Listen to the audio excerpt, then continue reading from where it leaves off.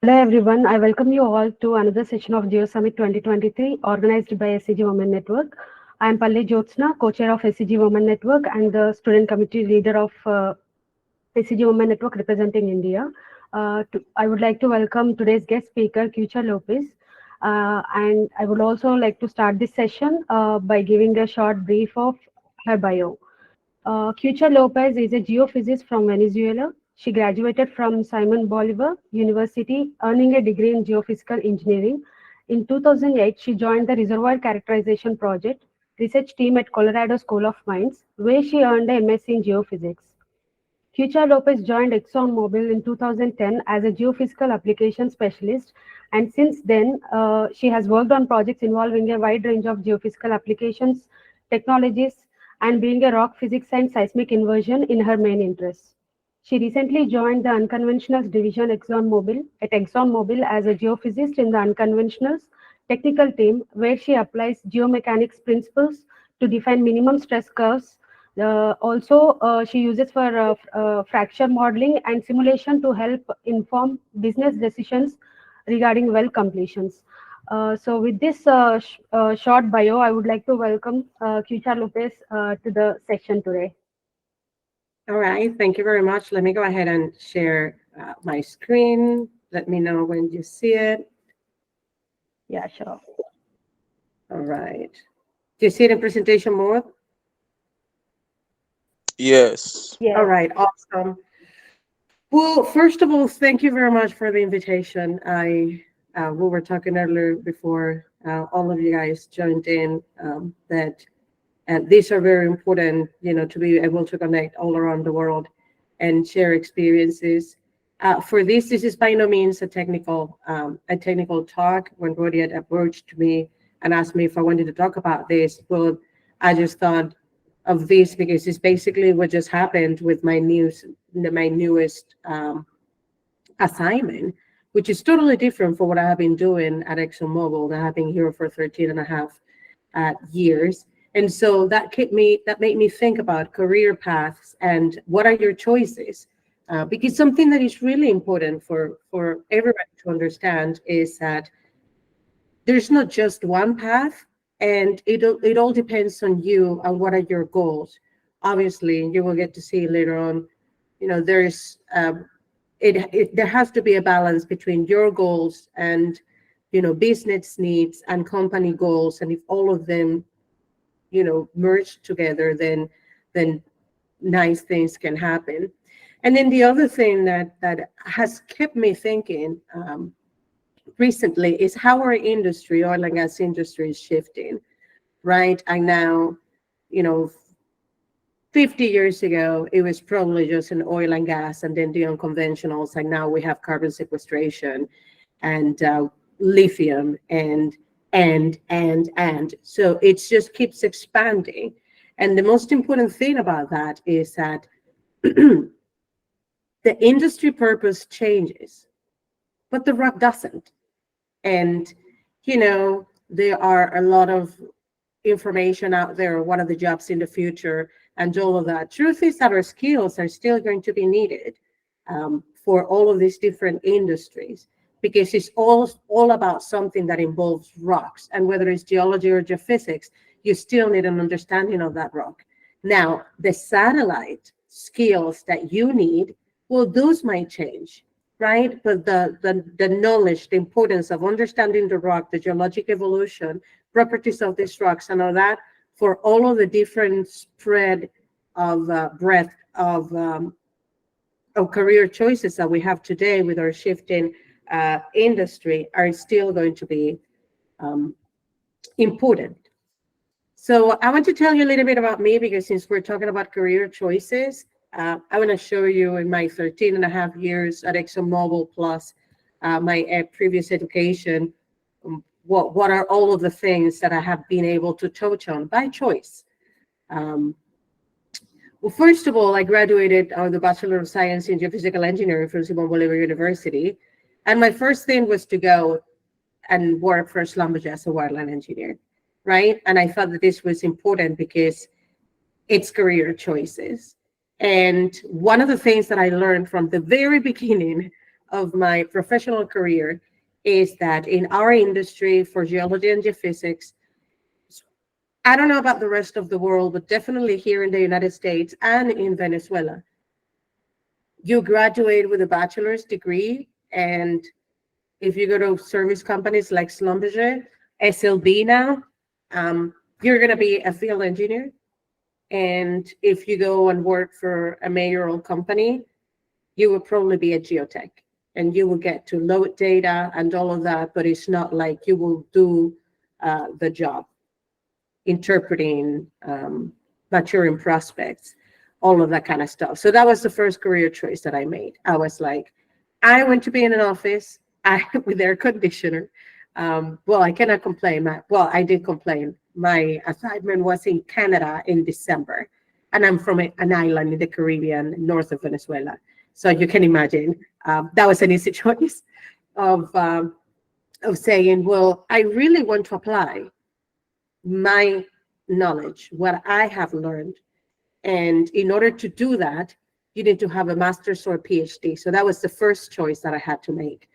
I could have stayed as a wireline engineer for 36 months or so, and then you get promoted, and then you can make that decision if you want to work on the division where they do, more of a project base. Like for me, it was like that choice. Do I want to do this, or I want to get back home, submit applications, pursue a master's degree and master's or PhD, and after that, then be eligible for the job that I want.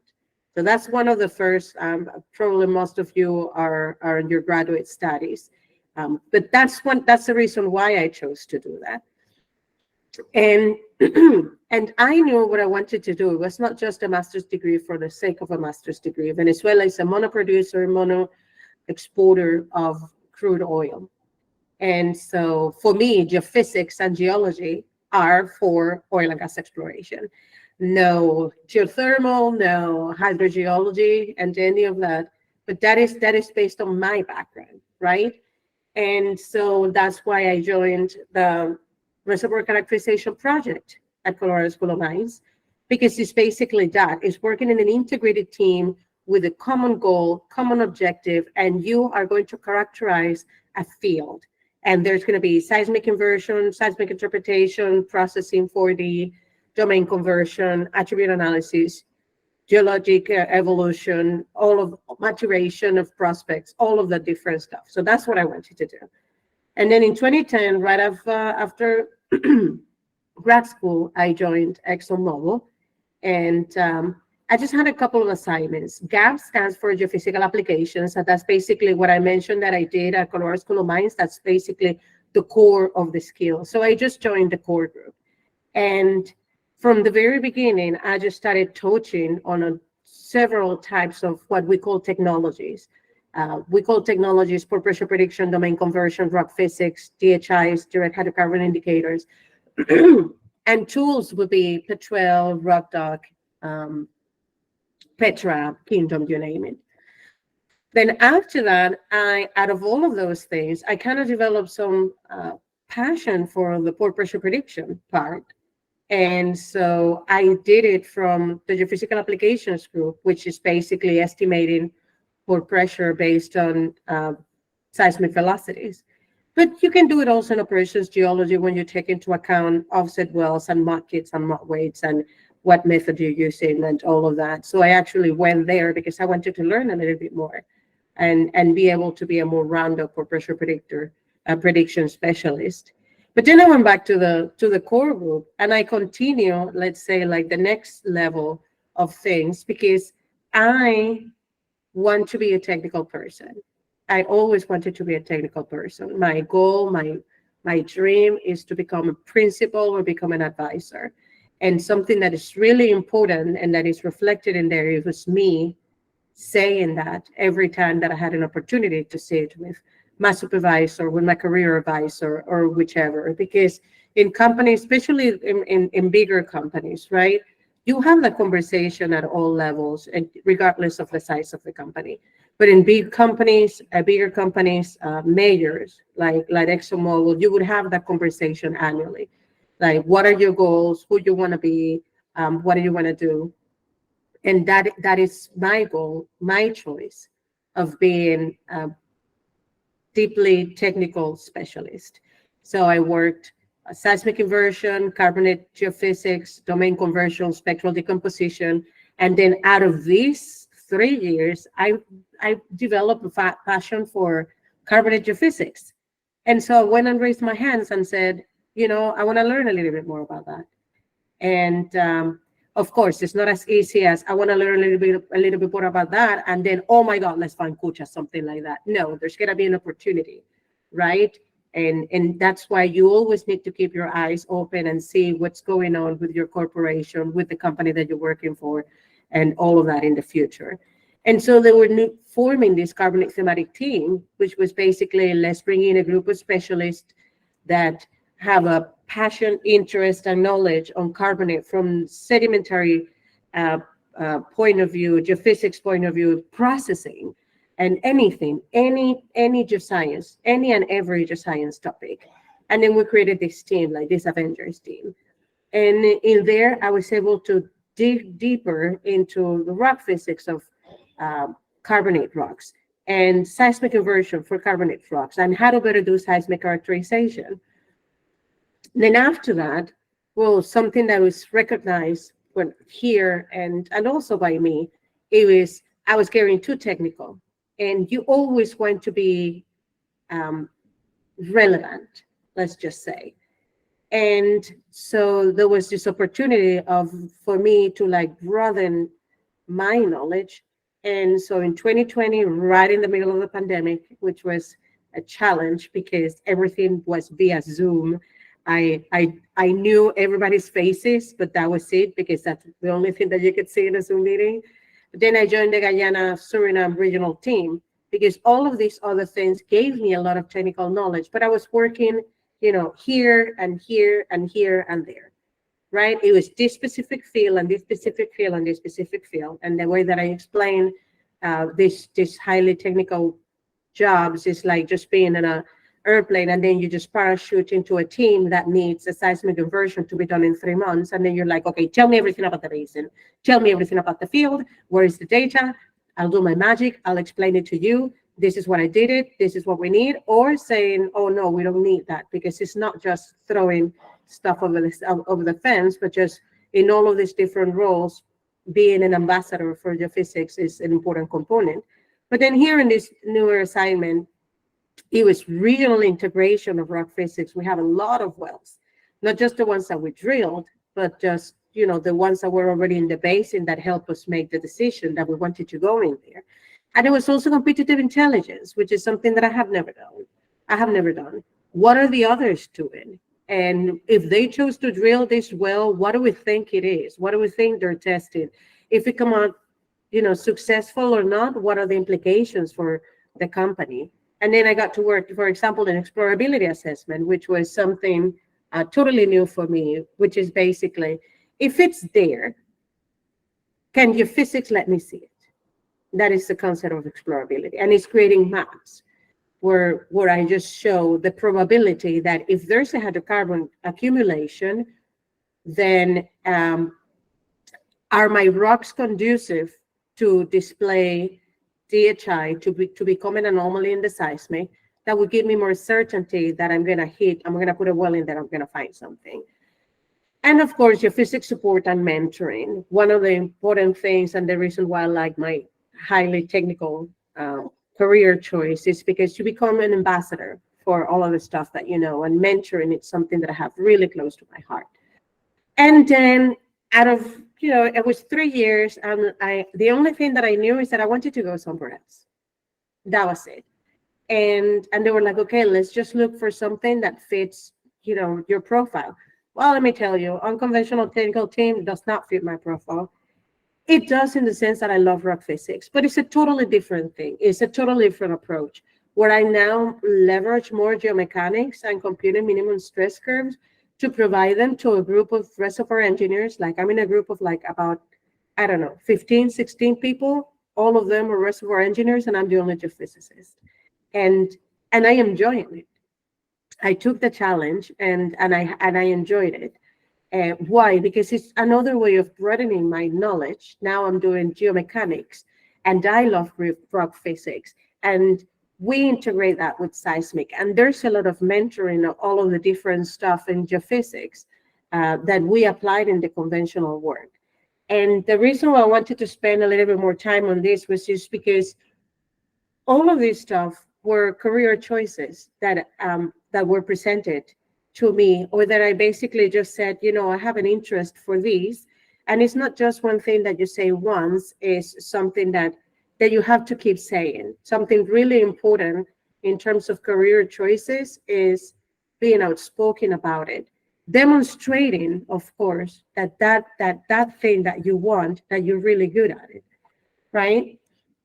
And that just leads me to, I want to talk a little bit about myself, because I picked this topic, as I mentioned, because I'm just in the middle of it, of these career choices and all of that. And I wished that I knew this before I stepped into a company and started working.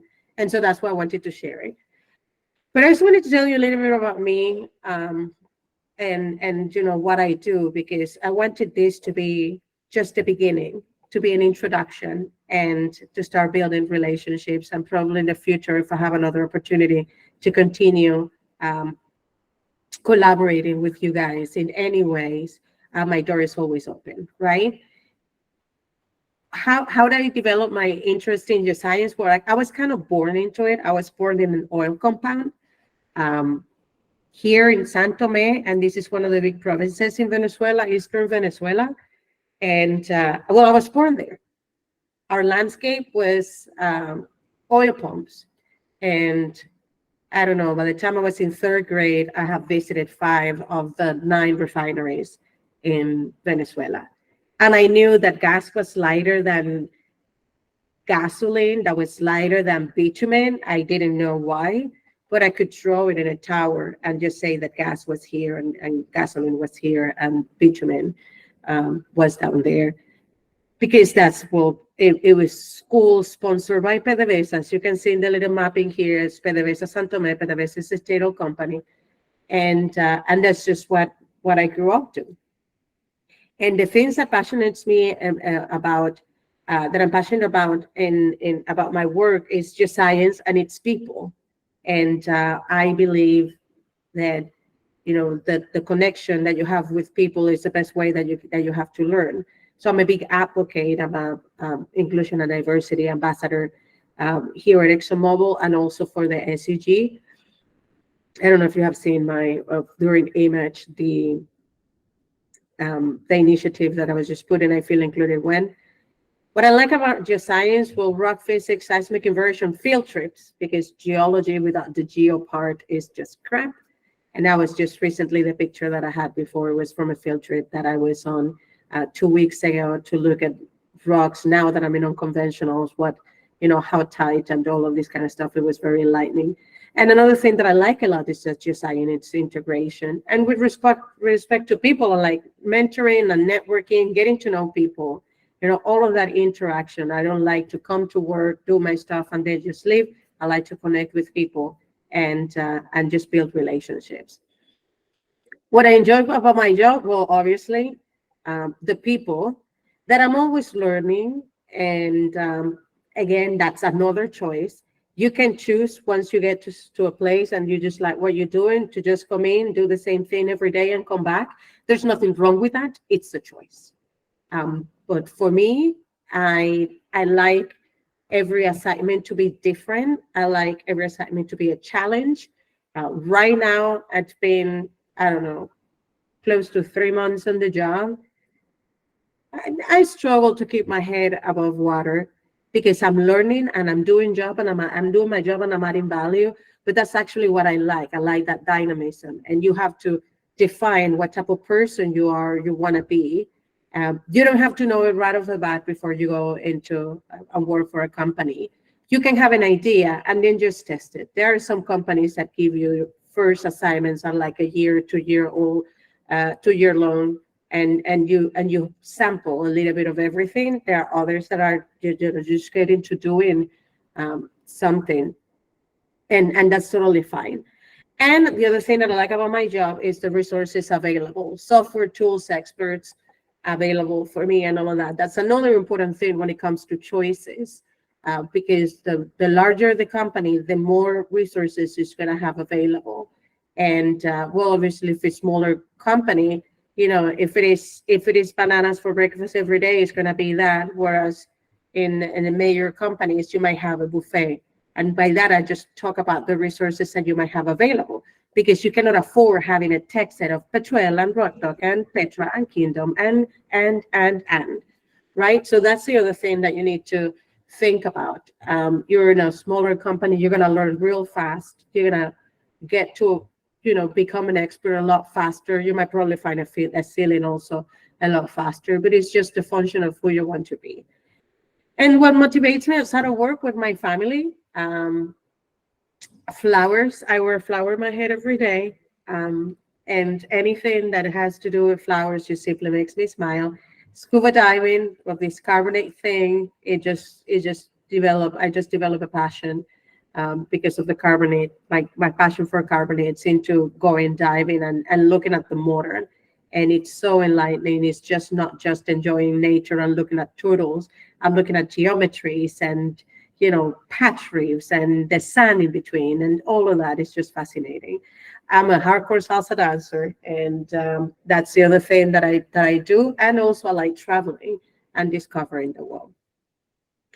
This presentation is very short because, as I said, my important thing, I wanted to talk about that, but also talk about me and get to know it, for you to get to know me, and then just building, this hopefully long-lived relationship. But in terms of like jobs and the shifting of the industry, and it's not just our industry, it's every industry. I just went real quickly and you just Google, jobs in the future. And this is in general. And you're going to see that I took these 3 bullet points. And even though it's like in general for absolutely all of the jobs in the world, they're pretty much written as if it were for us. It says that by 2025, 97 million new roles may emerge that are more adapted to the new division of labor, which is a combination between human, machines, and algorithms. And we already see that in our industry. For those who went to Image in Houston, or any technical conferences that you have in your home country, and research, and then you started seeing a lot more work related to machine learning and related to artificial intelligence, data science, data integration, all of that, because we humans are not capable of dealing with, well, vast amounts of data. We need some help, and that's where artificial intelligence and machine learning come into place. Because the challenge, the easiest stuff that we got to do in our job, our grandpas did it and grandfathers did it in the 40s and 50s. Right now, it's harder to find things, it's harder to characterize, because all of the easy stuff that we already covered. And the best way to learn and evaluate possibilities and understanding uncertainty, because since the problem is getting more complex, then we need to think about more scenarios. But you have the same amount of time to do it, right? And so we need to rely into this interaction of humans and machines. Never a machine or an algorithm are going to replace us. And in my opinion, I mean, I know I watched Terminator and that could happen, yes. But if we want the work to be done, there would always have to be a human component, because we understand the rock and we need to feed that knowledge into it. I don't think that we will be very effective if we just let it go. So that's why there's this inner work, this interwork with humans and machines and algorithms. Roles already growing in demand include data analysts and scientists. And as I mentioned before, artificial intelligence, machine learning specialists, and robotics engineers. And the data analysts and science is because this helps us break the size constraints. we now need a lot more data to characterize something. And the reason for it, I mean, we have always needed it. The thing with geophysics, or well, not just geophysics and geology, the issue with the oil industry, if we only think about exploration, is that we can do as much as technology allows us to. We couldn't deal with large volumes of data. Now we can. And each day we can deal with bigger and bigger and bigger. Now we can work with teraplus bytes. And in, maybe gigabytes was the ceiling for that. And not only that, but in a fraction of a time, because time is of the essence when we're doing this type of work. And the fastest growing roles today are driven by technology, digitalization, and sustainability. And that's basically us. We are developing technologies that allow us to do our work better. And another thing that we need to do is in terms of digitalization, you see a lot of people building new segments, departments regarding digital transformation, big data, data transformation, the cloud, OSDU, all of that centralization of knowledge, right? Where you can have, and the reason why is like, we have always wanted it, that you can grab things with your hand out of a big, big pool. We have never been able to do it because we couldn't deal with like big data sets, or, I'm talking seismic and wells and core descriptions and core photos and PLTs, any test type of jobs, liquid tests, like anything and everything. And now we can do that. And we're moving, and also in the sustainability, our industry is branching, and the reason why it's branching, well, there are many reasons, but the most important one is all of this, everything that is related to our climate change, right? And we are now more aware of the consequence of the work that we do, and that very much needed work, if you ask me. But we are trying to mitigate that by reducing our emissions with carbon sequestration, which will, on one side, we're working towards that sustainability, and on the other one, we're opening a new job field, a new field of work for all of us. And the beauty of it is that our knowledge doesn't change. Everything that we have done, everything that we've studied at school is still relevant and valuable. You just need to think about the approach. How do you apply that to a problem? Whether it is to extract things from the ground or to put them inside, what's the important thing to understand about the rock? And so this shifting environment, I see it as, the spectrum of possibilities for careers has just widened a lot. And we just need to maintain or keep ourselves current into what really matters, what's the core of all of these different things. In terms of career path now, and this is my own words. I just thought about a little bit of, what it means. In terms of geoscience, which probably most of us are, and includes also petroleum engineers, anything that with regards to the oil industry, you have mostly three categories, let's say, when you start. There are some cases when you're hired into one in particular. I would say that, for example, PhDs usually get hired more onto the specialist path.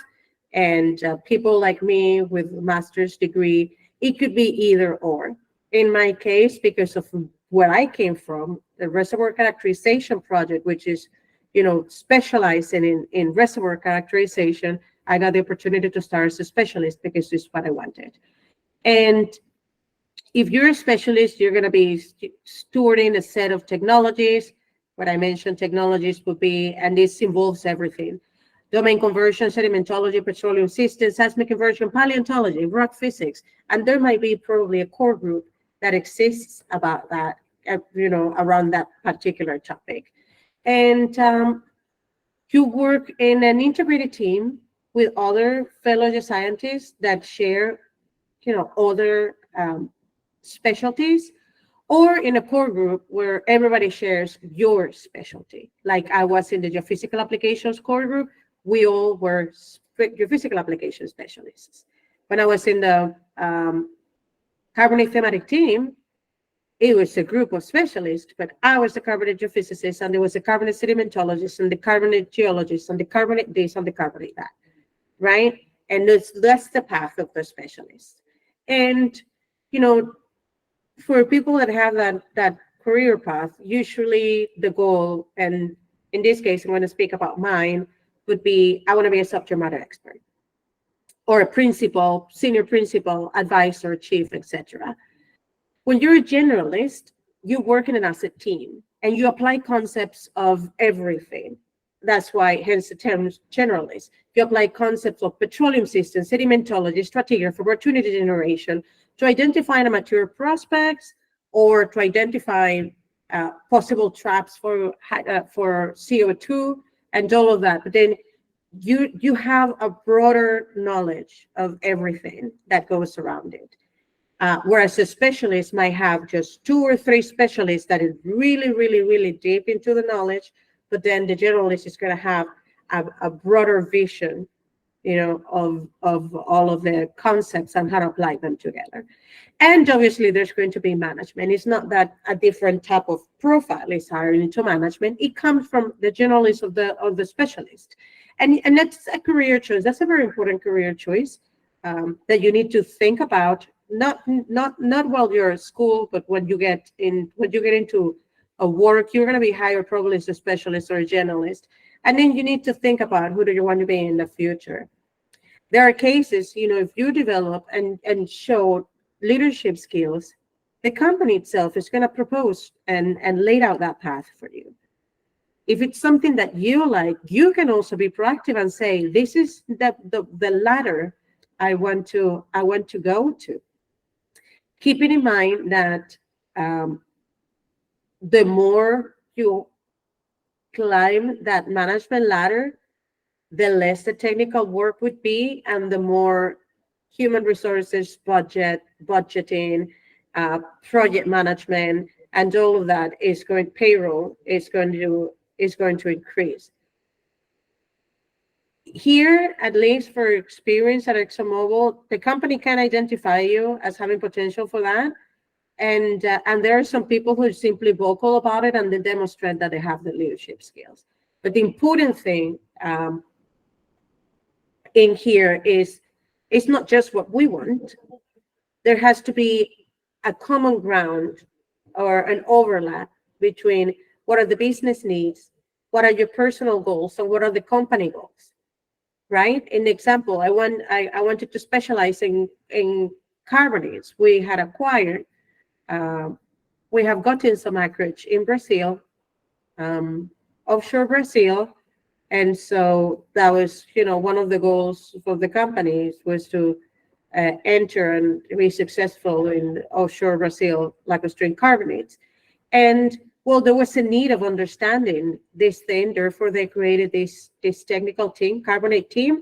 And I have been raising my hand saying, I want to learn more about this. Boom, I fell into that yellow star. And then I joined this team, right? And the timing might be a different issue, right? Because maybe it's not something that they need now. Maybe they need it in the future. If you have a preferred choice of who you want to be, it is very important to always raise your hand and then just be vocal about it and be like, hey, consider me for this. And hey, I would like to learn more about that. I would like to deepen my knowledge about this. I would like to totally switch from what I'm doing and learn about commercial. And if the opportunity arises, then you can be given that opportunity. And the most important thing is that you don't choose. I'm going to be a specialist, and then that is going to be, where you're going to be married to for the rest of your life. You can be a specialist and then just be like, you know what, I think I need a generalist assignment. Well, today we call it all geoscience, by the way. But in terms of the type of work, generalist assignment, prospect generation.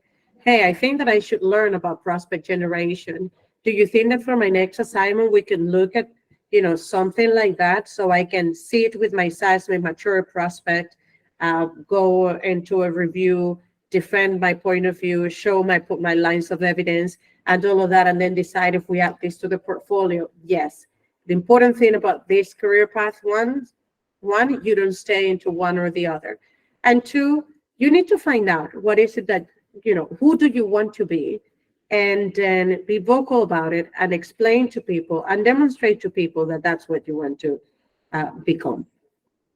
And I actually believe this is my last slide. In this shift in the industry, the way that I see it, it's all of those different, there are more fields to choose from, and the major companies are going to have pretty much all of the flavors, right? You're going to have conventional oil and gas, unconventional oil and gas, carbon sequestration, geothermal energy, solar energy. Bigger companies have diversified a lot more. The way I see it, we have a lot more to choose from and a lot more to learn from. And the good thing about that, this shifting, is that the science remained the same. All of these things, except for the solar one, involve rocks and understanding the rock. Different purposes, as I mentioned, you're extracting or you're putting in or you're identifying, certain type of rocks. It would still involve an understanding of how that rock got there, the geologic evolution, absolutely, all of that. But it also means understanding the rock to its core. What is its behavior to stress and strain? What are the properties? What happens if I get more of a, if increased clay content, if I decrease clay content, if I increase pyrite, whatever. So that science remains the same. And technology is working real hard to keep up with the industry. As I mentioned, all of these equations and all that, they have been written, for hundreds of years. We have waited for technology to keep up with that. And the important thing is that we need to keep up with technology.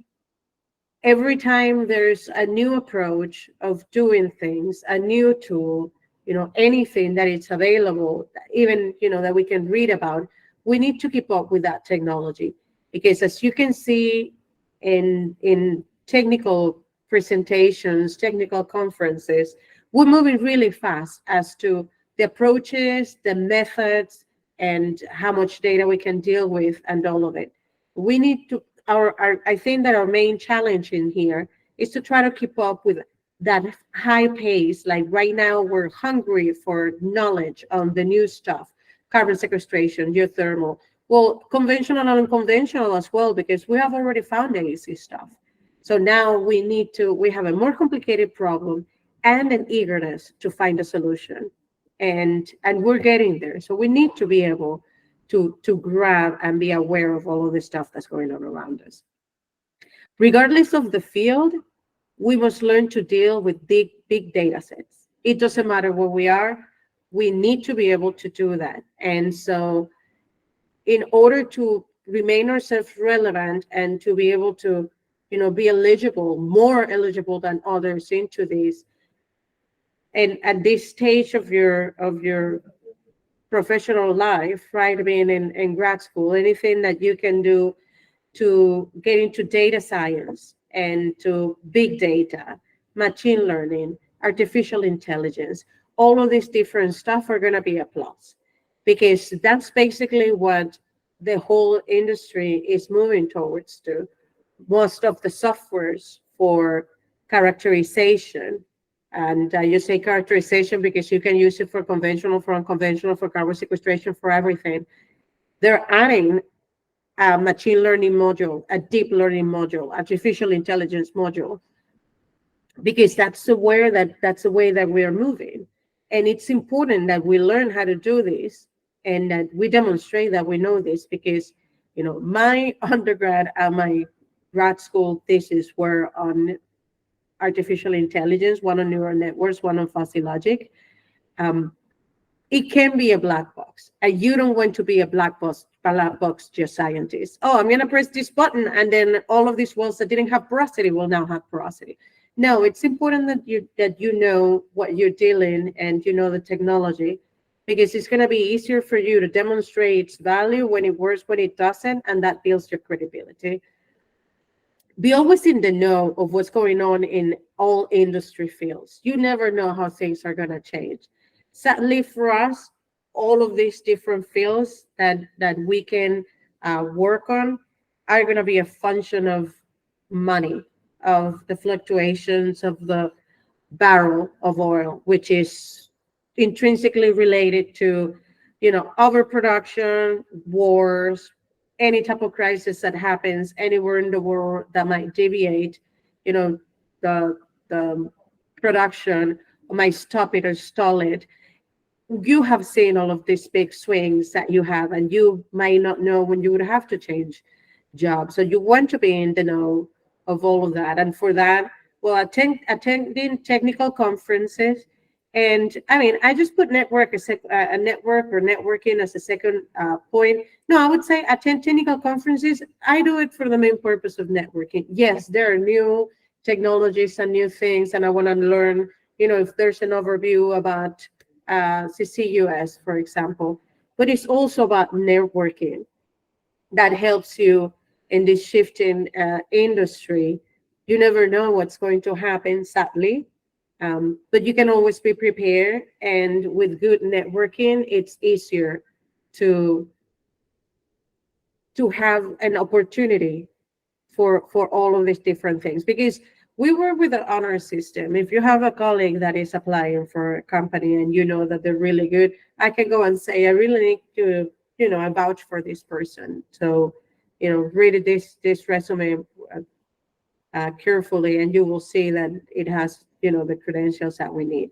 And that's something that you can do. And the last point, keep your options open. Each role or field is a learning opportunity for all of us.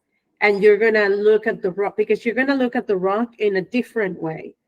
And you're going to apply concepts for a different purpose. And at the end of the day, you're just going to be a more round out geoscientist. And that's going to make you more relevant to all of these different industries, and therefore a more eligible person. And I think that with that, I am done.